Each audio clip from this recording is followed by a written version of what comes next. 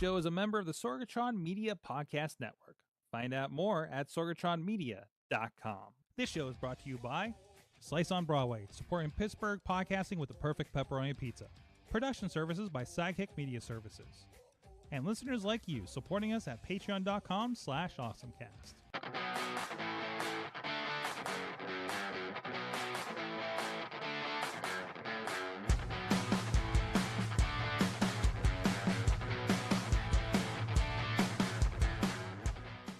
Time to get geeky, get awesome. It is the AwesomeCast. I'm Mike Sorga at Sorgatron on Twitter in Sorgatron Media Studios here in Pittsburgh, PA, where no sheets is safe from me throwing my drink all over your floor. Get them off, folks. We have with us, first of all, from the studio duds, Katie Dudders is with us. You said mop, and I went to mop and bucket and wet a Sorgies. You what?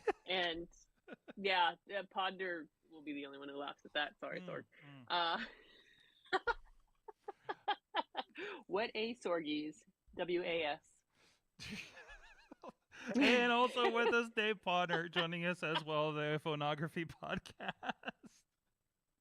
Just hanging on, Sorg. Just hanging on. Just hanging on. Oh, my gosh. Oh my gosh. Anyways, this is the AwesomeCast. We are here. When of those updates be damned. No, that thing where a minute before the show where I'm sorting things, a bump a power button, and it seemed to have triggered an update, and we had to spend about 10 minutes looking at a screen. But whatever, here we are, and this is the AwesomeCast. We're at awesomecast.com. We claim to be a tech podcast here in Pittsburgh, Pennsylvania. You can check us out at awesomecast.com, awesomecast at sorgatronmedia.com, awesomecast on the Twitter. And also, we are live every Tuesday, but probably not July 4th. On the Facebook, the YouTube, and on the Sorgatron Media Twitch. We also do have a Discord and Reddit, a great Facebook group where we're putting a lot of stories throughout the week. And, of course, you can subscribe and rate us on your favorite podcast app. And subscribe to the Sorgatron Media Master Feed as well, so you can get everything going on in the Sorgatron Media world, including the Wrestling Mayhem Show, Fishing Update, and again, his MB. That's actually probably going to hear more about reality shows than anything over there. So if you're into that, go check them out, or check out the Master Feed to get a little sampling. And also, thank you to our partners over at postindustrial.com for sharing the awesomeness. And a huge thank you to our friends supporting the show over at patreon.com/awesomecast. What did we post last week? I know we posted some video last week. I know we've been putting some more after talks and everything on there. But thank you to our friends at the executive producer level, Brian Crawford of pjsmuseums.org. At the coffee club level, Matt Weller, Cynthia Klosky, and John DeGore. And at the fan of the show level, Michael Fedor and Dave Potner, spouse of Roos Jewelry Affair at roosjewelryaffair.com. There you go. You guys can have us say whatever you want over there at patreon.com/awesomecast. And you can get the Patreon app has been actually really great. Some people that I follow on there. It's great for just following your podcasts. If you happen to through Patreon, I think you can now subscribe to a podcast, because we do release the audio and video versions now natively over on Patreon, so you can be a part of that and get those notifications when they do come out for whichever version you want to check out. And I think both of them are now natively for AwesomeCast. I think we're trying to take Wrestling Mayhem Show out of the adult content classification, because apparently I used to think that was explicit content, as in we swear a little bit, and then I read the terms and it said that this is adult content with nudity, which is definitely not what the Wrestling Mayhem Show is. So I learned something today, and we're going to see about fixing that, because that also means I get the cool features like the native support for video and things like that we've been enjoying on this show for the last couple of weeks. But anyways, you learned something here. Guys, let's get into our awesome things of the week. Mine is not quite as interesting. So let's see what we can do. Potter, you first. This is how you know this is a Pittsburgh podcast by this story here. A Pittsburgh podcast, and you have to be a certain age to get it. We might as well be the Jagoff/Pittsburgh Dad Tech podcast at this point. Yeah, well, I mean, there was a candle that smelled like this a few years ago. This is true. You know, and for those who grew up in Pittsburgh, you know what hills are. Mm-hmm. Oh well, not only No. Hills, the department store. Hills Yes. department store. Yeah, Yes. yeah. I would say you do know if you live in Pittsburgh what Hills are, Mhm. but you also know what the Hills store was. It was in my mind, it was the local equivalent to Kmart. My local Hills it was your general department store with everything in it back in I don't know how far back, but I remember 70s and 80s. And one thing it was known for was the snack bar. And it was in the front of the store. And the one in mine was actually, before you went anywhere else, you hit the snack bar and you smelled it, and the popcorn and the slushies. The days before you had Starbucks in the front of every Target department store, right? Exactly. Yeah. Are we talking high quality, high level food? No, we're talking department store food from the 70s and 80s. But it was wonderful because it was there. And one guy who also has a fond memory for it is starting up a food truck based on the Hills food. So he but today was a big day because he got his health inspection. Which is great, because I think you could question whether the Hills snack bar actually did pass any health inspections. I would severely doubt it, but things were different back then. It was a different day. So, exactly. Now, he's been trying this for a while. But yeah, he's going to bring this out. His idea is to take the truck to where Hills used to be, which there were over 200 Hills at one time. So, and I know places like like I said, the one I went to growing up, it was down the Ferrywood neighborhood in the West End, by the Broadhead Manor, and Westgate Village projects. This is a very localized podcast this week. That's very localized. Yes. Yeah. We get them down by the projects over there, where the 26B used to go, where the 26B and the C used to go when they were running the buses back there in that. But that location, unfortunately, it wasn't ever replaced. It was just kind of boarded up. But there are places where you go and it's a enter department store, whatever they could fit in there into like a big box store type thing. So he's going to try to drive his truck around, and he doesn't have a list yet that's out available. I'm looking and I'm excited because, again, up until a couple of years ago, and I think it's still available, it looks like. You can get a candle which smells like you can get a candle from Sugar Creek Candle Company, and it's Hills, and it's bright pink because that kind of gets get the feeling for what it smelled like. Like food has color. There are certain drinks which are purple. They're not grape. It says grape on the label. It's purple. Okay. Faygo is a purple pop. It's not grape, because no grape tastes like it. It's purple. You know what it is. I think you're thinking red pop, but I guess what you're going with. Yeah, well, red pop too. I mean, red pop's supposed to be strawberry based, but no, it's Faygo red pop. I don't know. Yeah, it's kind of its own thing. Exactly. So and if it burns age, the eyes. It burns the eyes real bad. I haven't had an experience with that, and I'm not. I don't want to. No. Well, then I have a concert for you that's happening next week, Dave, out there in Ohio. I kind of know what you're talking about, especially with the Faygo-ness. Yeah. Yes. Yeah. And who knows? They may be doing science on stage.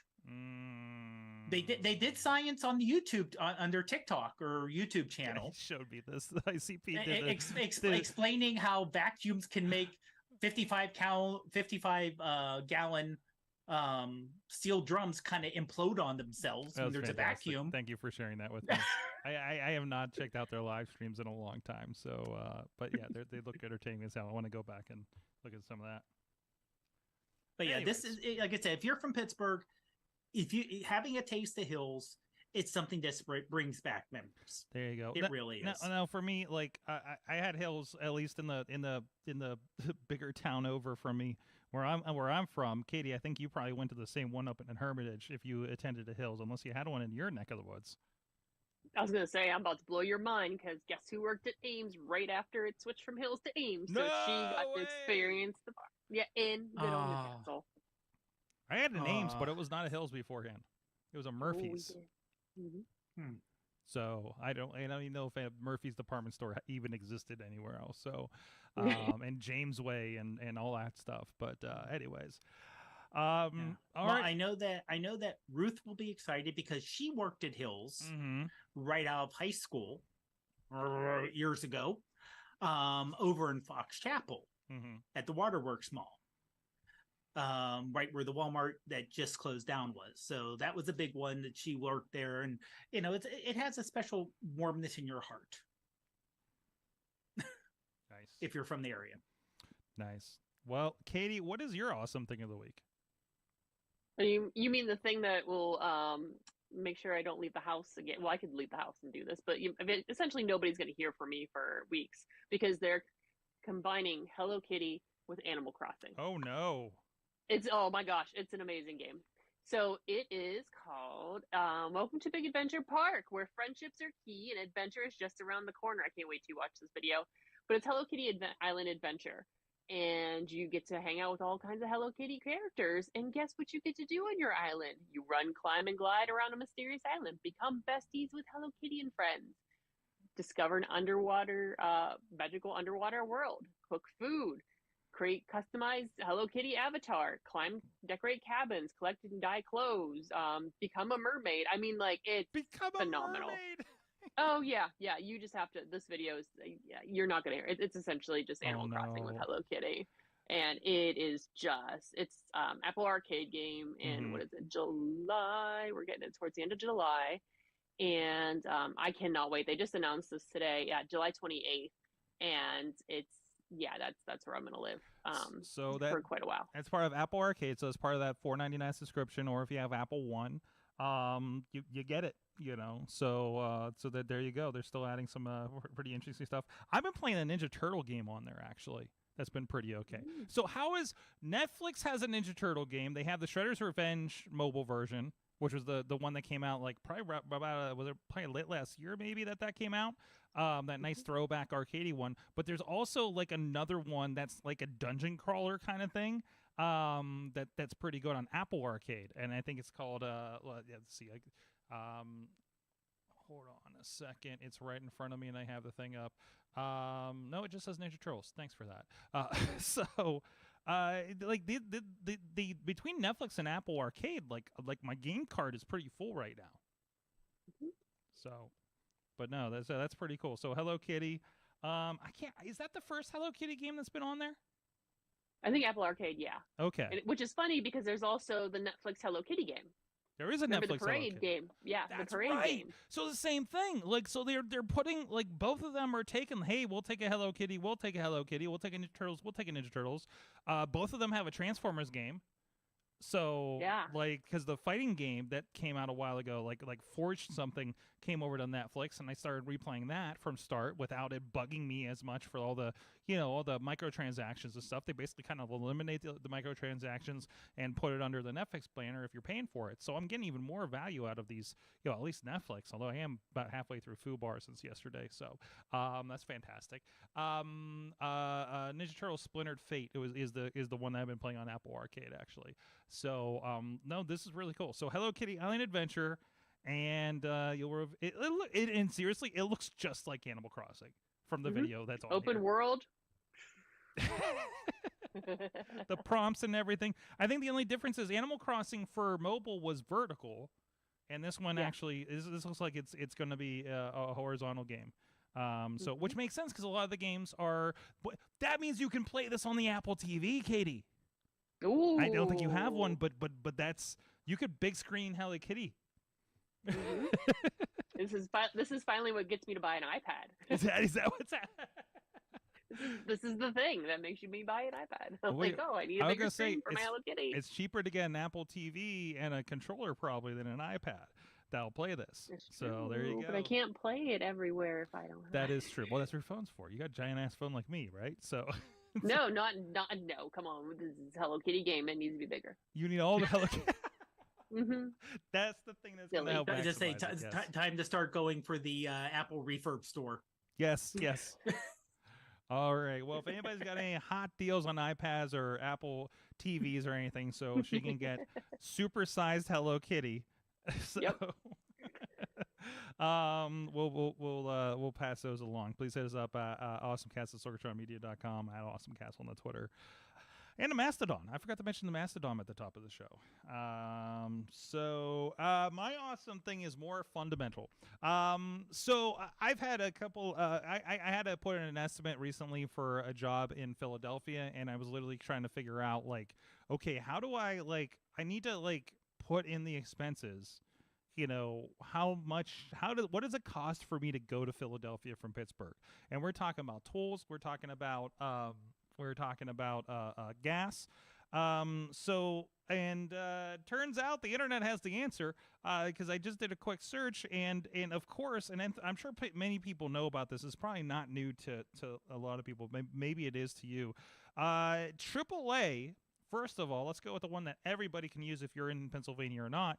AAA has a gas cost calculator, gasprices.aaa.com. It bases it on the national average, so give or take. But if it is something where literally in some cases I'm looking at things like, okay, what does it cost for us to drive to a place versus flying to a place, right? That's been a big thing that we're trying to consider. So let's say, hey, yeah, we're starting in Pittsburgh. Oh, geez, unfortunately, this seems to only select major cities, though.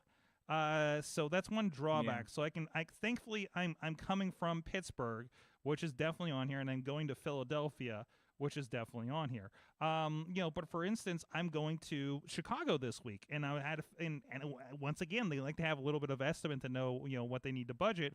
I'm not actually going to Chicago. I'm actually going south of Chicago, but still, this is kind of our best, thing. And I can put in what my make and model is, and it'll tell you what more or less what they think the I'm not going to do exact here because I don't remember which one it was. But that's close enough. Tells you the mileage and then calculate it, and there it's going to cost me, oh my God, $144 to go to Chicago this weekend, and that's not counting tolls. So what do you do about tolls, though? I got an answer for the turnpike, and I bet you other turnpikes have this. Hopefully there's something. So now I need to figure out, and this is the other thing, and a little bit of research. I'm sure this is out here. The answer is, if you have a problem, Google it, and there's probably a site for you. Or Google itself is going to do it. Now, if you're coming across the PA Turnpike, they do have a fare calculator, so you can go in here and actually plug in where you're coming from. So we can once again do Pittsburgh to Philadelphia, and it'll give you an idea of what that's going to look like.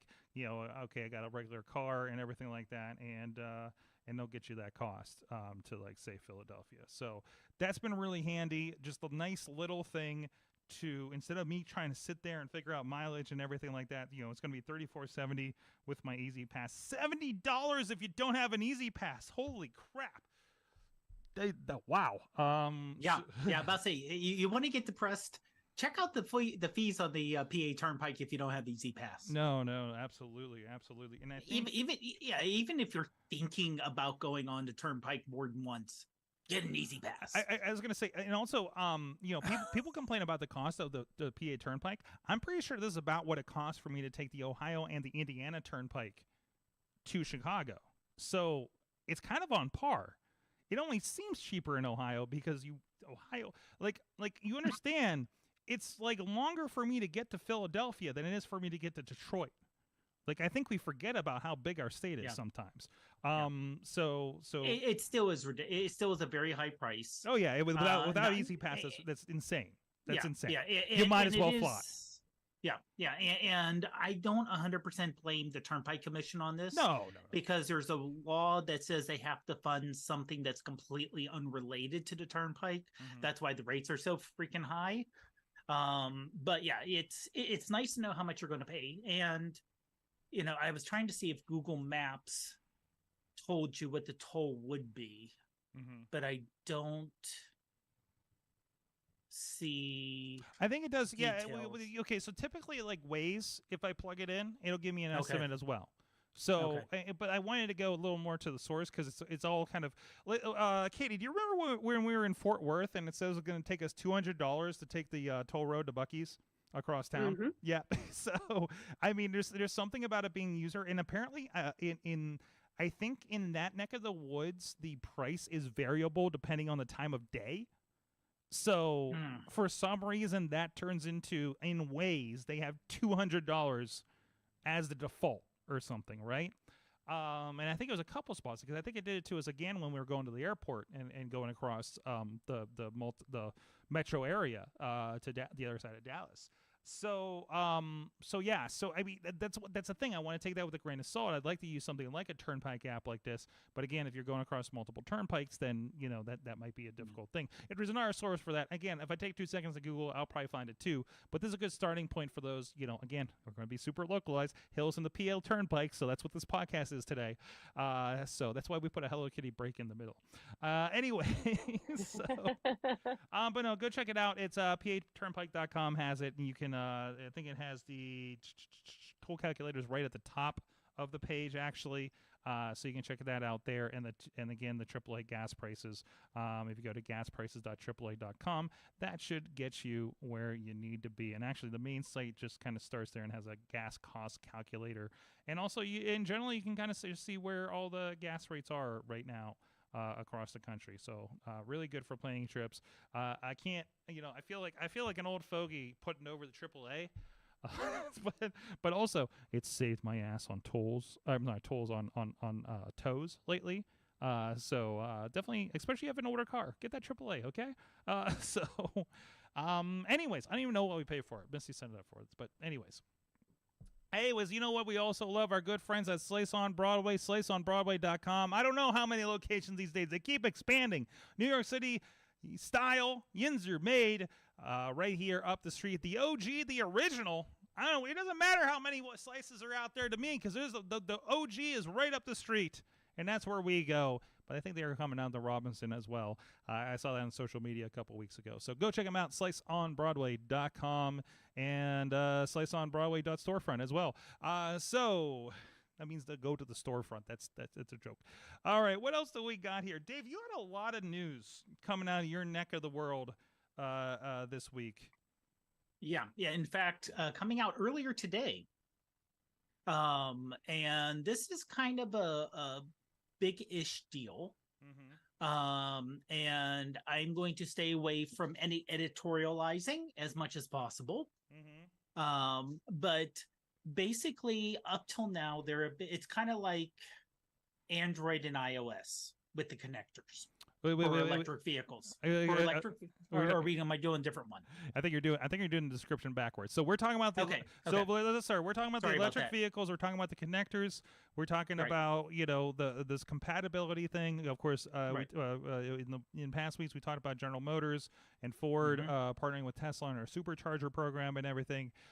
With I think future cars. It's going to be sometime next year that this is going to be all compatible. But there was a big announcement today about other parts of this connector puzzle that needs to be done. Right. And I apologize for the confusing part there. So up till now, Tesla has been making its own, they renamed it North American Connector System. Basically, it was the Tesla connector and then at one point, everyone else. So today, my main employer, SA International, has gotten into an agreement with Tesla where Tesla will be brought in-house, the Tesla connector, the North American Connecting System, as a part of the standard committee. So instead of Tesla saying, we designed this great connector, not saying it's not or is not great. I'm not an engineer with that background. And saying, this is our connector we made for our car. Now it's going to be brought in-house or in the standard realm, if you will, to have industry consensus. So it can be used for not only Tesla cars and cars which are set up for Tesla, But part of the standardization process is that you can use this plug with any car out there eventually. That's the idea. Okay. And so it's more compatible. Similar to how if you buy something that uses USB-C, you don't have to worry that you're getting a Samsung connector. All you know is it's USB-C, this part's USB-C, this part's USB-C, and they'll work together. So let me see if I can boil this down. So this is Tesla is coming in on the SAE standard that everybody else is adopting. It's coming into the process. Okay. So which they have not. Their connectors have existed completely outside up to this point. Right. Okay. Right. Now, and before we go further, stuff with SAE. Full disclosure, everybody on this podcast right now either works with or contracts with SAE International on projects. So just full disclosure on that before we proceed. Yeah. And some of us gets their health insurance through SAE and trying to be very careful. Yes. So now Tesla has worked with SAE tons in the past. Oh, sure. In fact, they've been doing workshops and such with Formula SAE. They're doing a second workshop here, and it's all about they're being definitely very involved. It seems in that future of getting people to work on EV technology coming out of school because they need engineers to keep solving this problem. Right. And you're not going to come to we're done doing the hard engineering with electric vehicles, just like you were never done with internal combustion vehicles. It can always be better. It can always be better, more efficient, right? I mean, we still do fuel efficiency at Formula as part of and I think maybe Baja might do it as well as part of that education. So like that's that's miles to gallon is still a big thing across cars, and not all new cars have great mile to gallon, so I know. But yeah, exactly. So it's not, it's an ongoing process, even for 100-year-old technology like that.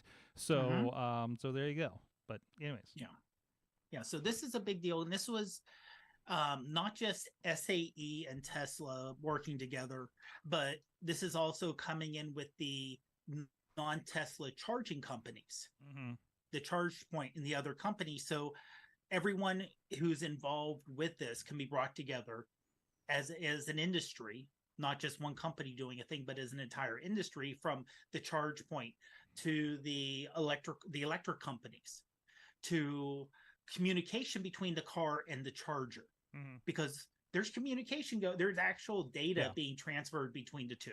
Yeah. So this is why it's a lot more complicated than just filling up your car with gas per se, because there has to be a data connection between your car and the charger. And, if you have a charger at home and setting things up so it can be charged at certain times, that may be cheaper for the electric company. So there's lots of all this interconnectedness that you have to deal with. So bringing this into the standards process, this makes it where everyone can start talking on these committees towards a common goal of getting this to work together. Yeah. So you can pull up to, I'm sorry. And also understand, this is not something that's going to change in the next several months, if even a year. We talked about the Tesla crossover. I hate to say it, but they're fast tracking this, and they want everything to be pushed out in terms of a new standard that incorporates Tesla and the Tesla connector. They're pushing for 6 months. Oh, jeez, that's what I saw officially. So but that's determining a standard, right? Not necessarily the rollout, because that will still take time. Correct, because they'll still take time for building and agreeing to it. Right, there's tens of thousands of chargers already out there that are going to need updated or retrofitted to whatever this new standard is going to be. So that's where your Ford and GM deal is at least a stopgap until that gets settled.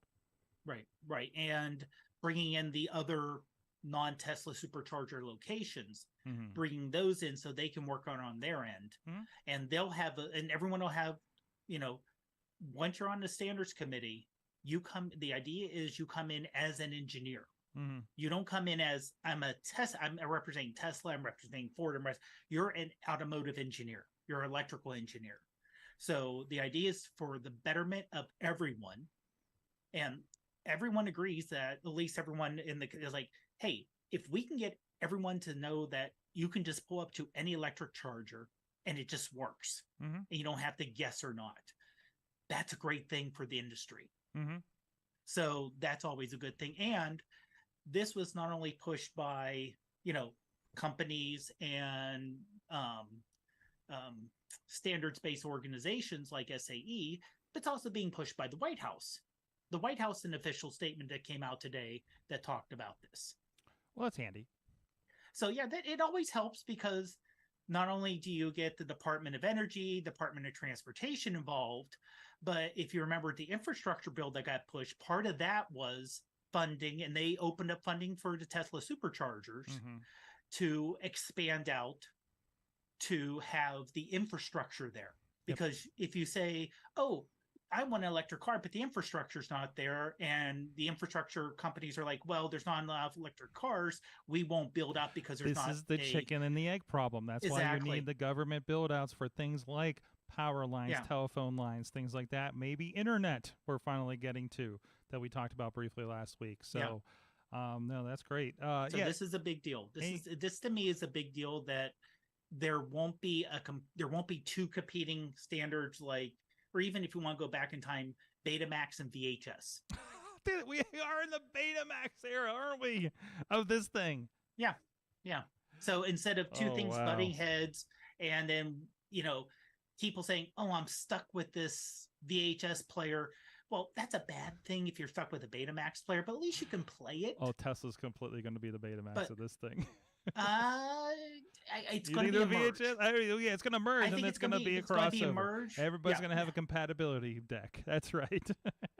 It'll be closer to that when we first start off. You'll be, oh, I have a, let's say you have a Ford with a new North American Charger. Right. Well, you come up to an older Charger with the old CCS Charger. Oh, I have an adapter for that. Mm-hmm.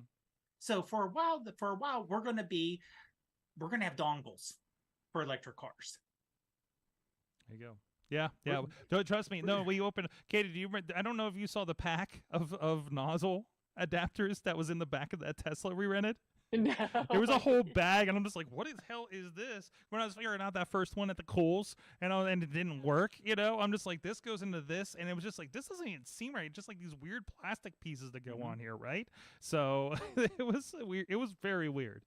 So, anyways, well, let's go from some cars that go zoom to some other cars that go zoom. Katie, what is going on in Phoenix? You sent me the best TikTok today. I didn't even know this was a thing. So in Phoenix, Arizona, we're getting Mattel Adventure Park. And what that means, it's very, very early on. If you go to the website, you can actually watch their 4K camera of their construction, which is fun. But this is live, guys. So go ahead, see what happens. You can do a time lapse. You can watch them bring in machinery. It's fun. But yeah, you can see if you're watching the video, the roller coaster, that's the Hot Wheels. It's both go-karts, a go-kart track. There's also a roller coaster for Hot Wheels. Barbie Dream House, or Beach House, is some sort of like interactive. Thomas the Train will have a ride around, plus a video, like a show. And then the most interesting part was we will get a He-Man. Yes! Was it like laser tag? Laser tag! So yes, we are all in on this. I don't know. There's no date on the website to tell me when this is coming, but I did sign up for the chance to be one of the first to ride, which I think is just them giving me information about it. But yeah, I cannot wait for this to be a thing. I need to sign up for it too. This is this is the best. It's like Mattel is not just like those three brands. There's got to be some other stuff that they're going to work in there too, right? I would think. It has to. So I don't know. I'm trying to see if I can pull up the video that you sent me, but apparently I got to sign in, and that's not happening right now. No, very excited about this. Even the Barbie. Did you say what the Barbie ride was? It was like the soaring like adventure or something like that. Yeah. Oh, like it's Adventureland in Disney or whatever. I'm not sure. Yeah. Where it was, but yeah, something along those lines. Oh, so excited. Adventure Park. Oh, opens in 2024. There you go. So we got to find a reason. Hey, maybe we'll end up in Tucson. That's not too far away. No. So we'll have the and then, And they were talking about, at least the TikTok that we were watching was like, oh man, we're outside. It's gonna be bad. All the lines are indoors. It sounds like so you will not be doing waiting outside, which is pretty cool. Oh, a immersive 9-hole mini golf experience with some famous Mattel board games such as Pictionary, Rock'em Sock'em Robots in the course. There you go. Oh man, iconic Castle Grayskull. It's gonna be in Castle Grayskull. Oh man, if it, in my mind, I really hope it is something like Mario Land, at Universal Studios, where you just you roll into this thing. So this expands the possibilities because I don't think we have a grasp for how many brands Mattel has. So there could be a Fisher Price world. I don't know, an Uno world. Let's see what else they got here. Mattel has a lot of stuff. I was when I was in Long Beach. Was that last month? Yeah, that was last month. I was a block from the Mattel headquarters. Yeah. In which is right by LAX apparently. But they were closed before I had to leave for my plane. I was so sad. I had like an hour window that I couldn't get in there, So, anyways, almost decided to just wing it and try to. I could have taken a later flight, I suppose. Anyways, but no, go check that out. Sign up for that. I signed up for it as well. I'm going to get all the Mattel spam for the next year, which is fine because I mean I do love my He-Man. Yeah. Mm-hmm. And apparently there's a movie for me whether I love or I hate Barbie. So they have to take my mother too. I got a surprising text from Mom. She wants to see Indiana Jones. Ooh. I didn't know she liked Indiana Jones. So That's awesome. It's that Harrison Ford, I guess. He's so dreamy. What else we got here? If you have a Reddit group that you belong to for years, and I understand it's getting a little shaky over there on Reddit these days, I came across a website that may be helpful to you. If you go to, let me make sure I get this right, sub.rehab, .rehab's a thing. So you can go search for your community that was on Reddit and figure out where it went. So did it go to another platform? Did it go to a Discord? Did it go to a site called Rattle? So they are currently helping people, while this is going on, because the communities are just kind of moving sometimes. So if you're a part of any of those and want to kind of roll along with it, you can follow this. So I don't have much to say on the Reddit situation. I don't know if you guys. Well, really, the only big Reddits that I've been following are for events that we've been doing for the most part here. So, and they're still going, but I don't know where else they would go. So, I mean, do you guys do any Reddit? Are you seeing any changes or hearing about any groups that maybe you know of? There were a couple of groups I'm a part of, like the iPhoneography group and /iPhone, that went dark for a couple days, but they came back. I know there are some groups which are still dark or decide to go private. Okay. And that's part of the problem is if it's a group maybe you didn't join and you just kind of, kept an eye out on it, and then all of a sudden it's like, where'd it go? I can't find it anymore. But it's a big kerfuffle over money, obviously. Oh, yeah. And the rates and the fact that Reddit's priced all the third-party apps out in terms of the API calls. And they're saying, Reddit's like, oh, no, things cost money and we can't do it's like you've said multiple times, you have these third-party apps like Apollo, which a lot of people love. It's like your entire business model is based off of Reddit. If Reddit goes away, you go away. Or if Reddit locks you out, you go away. Yep. So this is similar to remember when Twitter got really restrictive on the third-party Twitter apps and everyone complained. Same thing. Yep. Same idea. And this is exacerbated by the fact from discussions I've been hearing about this. Somebody at Reddit thinks, oh no, they used Reddit to train all the AI, we should charge them for this. So they changed their API policies because they know the AI people can't afford it. And they've basically boxed out anybody smaller that was using API for basically any reason. But effectively killing, other apps because nobody likes the Reddit app, allegedly. So that's the kind of stuff that's going on there. So I don't know. That's a bigger thing I think than for a discussion on this show. Because they say we don't really exist there, and it's all kind of more business speak for people that are more pundits on that. I think for the companies. So, but I don't know. It's I think there is an issue where social companies like Reddit and Twitter and others are forgetting what the product actually is, which is us, and they're pissing us off with these methods, and they're only as good as how happy their users are. And I think they kind of disconnect from that, and that becomes a problem. What was it? They're not a software company; they're a social company, right? So which you can tell because, I mean, Reddit isn't entirely pretty, so or accessible for the new person. I can say personally. So, Katie, you're our social media maven here. What do you are you following the Reddit situation? Are you running into any of this on any of your side?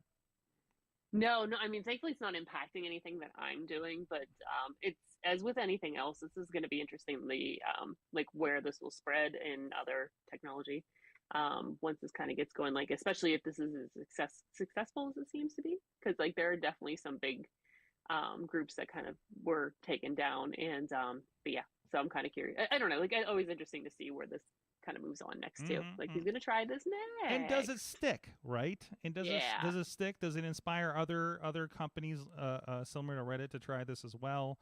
The users really go away, or they just being loud about it and they come back anyways? Like Twitter, I don't know. Although, if Twitter keeps telling me that I'm violating spam policies on my personal account that I tweet about 3 times a week on, that's going to be a problem too.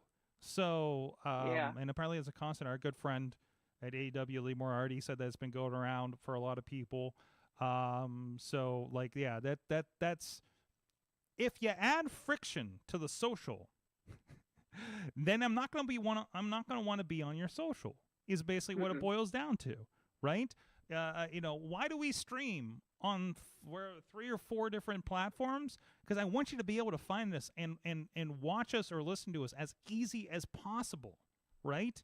That's why I've never liked like paywalls around anything like this or anything like that. I'm like, why would I make it harder for you? So like, and I think that's the problem. So we'll see. It's an interesting thing to watch, but I feel like we've seen this story before. Yeah. So, anyways, like you said, we're both the product and the consumer. Exactly. Like, and to it's there's an interesting thing happening with the heads of some of these companies, and there's going to be a lot of books about it. Much like. I'll get into some other stuff, but just like there's been some really interesting social stuff over the last, say, 8 years, especially the last 3, and there's going to be a lot of, well, what did this do? Hey, everybody thought this was a great idea, but man, some of this you just kind of see happen, and I feel like most people are like, we know how this is going to go, and 6 months later we're like, yep, that went exactly how we thought it was going to go. So moving on from here. So anyways, hey, good news. Here's a good tool. I have not used this because of the way I do podcasts, I really don't have much need for it. But this may be something I may have handy somewhere down the line here. So if you go to podcast.adobe.com/enhance, I feel like I'm doing like a bad Law and Order show where we just enhance the audio, enhance the video, and it just works. Maybe that happens now with AI. Let's say you need the British accent. Enhance. I think we're murdering the British accent with that. Oh yeah. This is our Yinzer British accent. But anyway, so one of those kind of add-on things, and if you haven't played with, by the way, if you do have like Adobe Suite, like go grab the Photoshop beta. Because I was playing with that a little bit, and I was doing some generative text and things like that. That is very cool.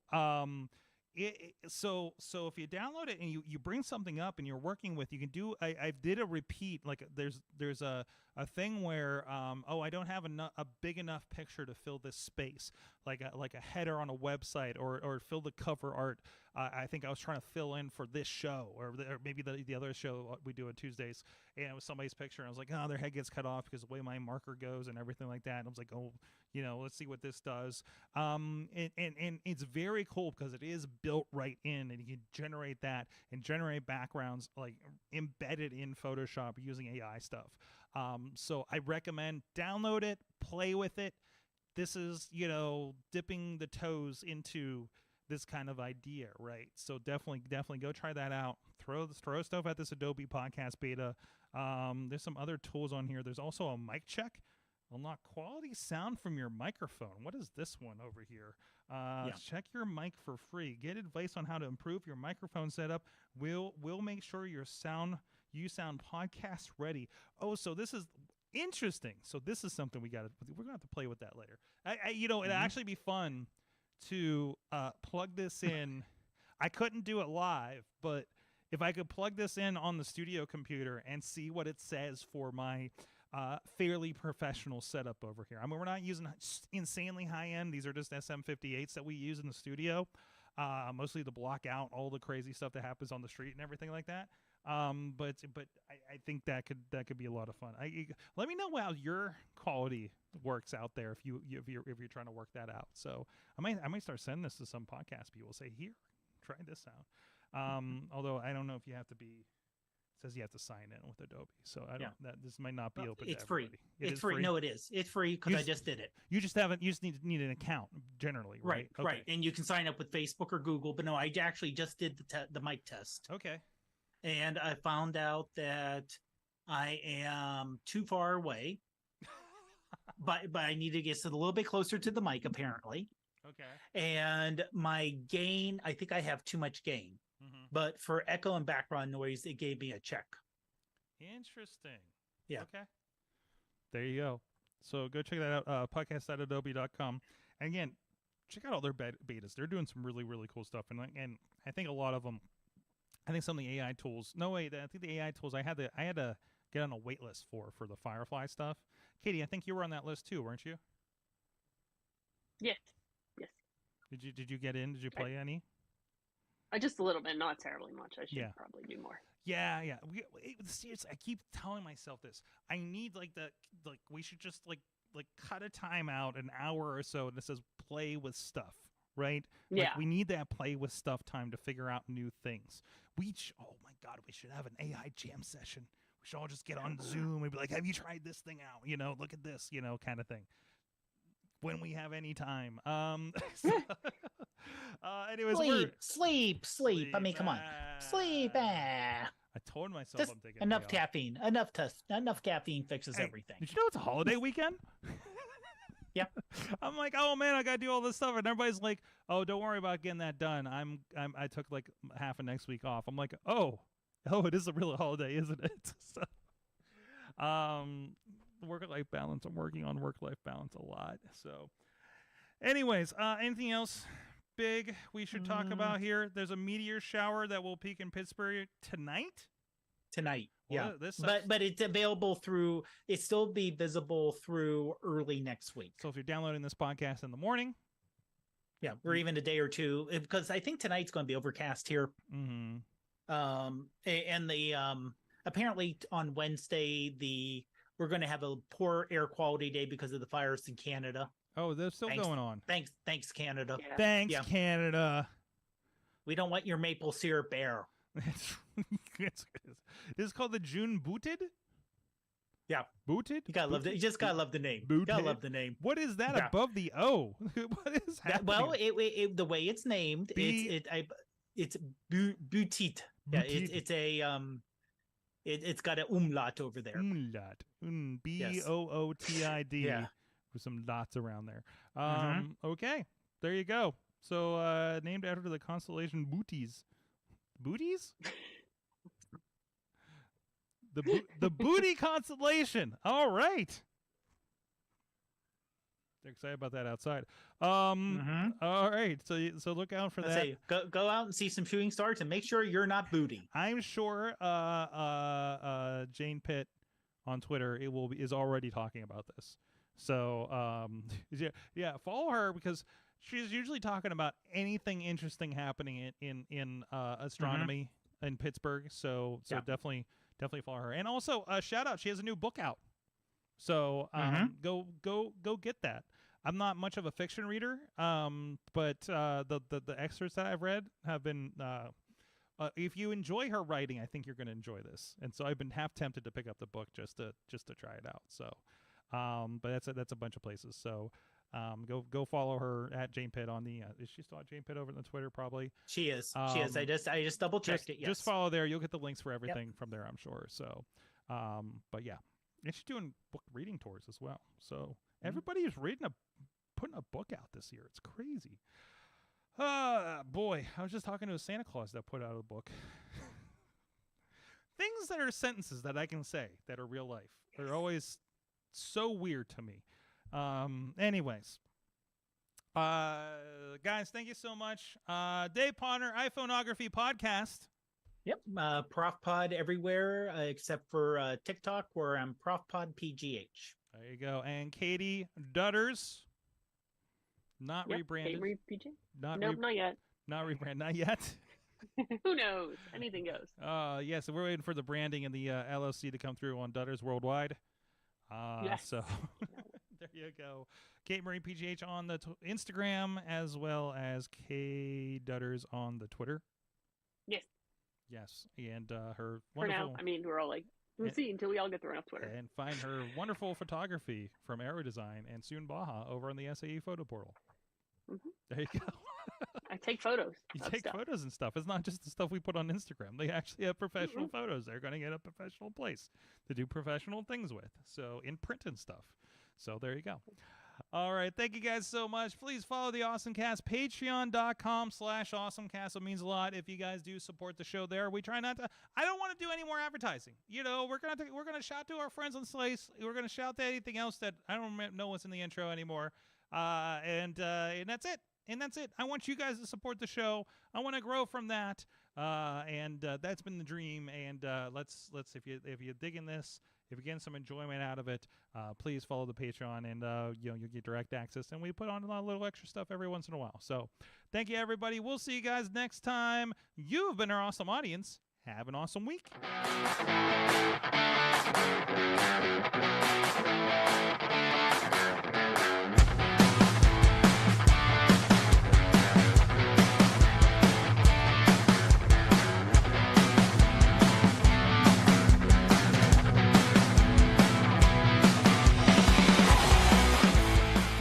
This show is a member of the Sorgatron Media Podcast Network. Find out more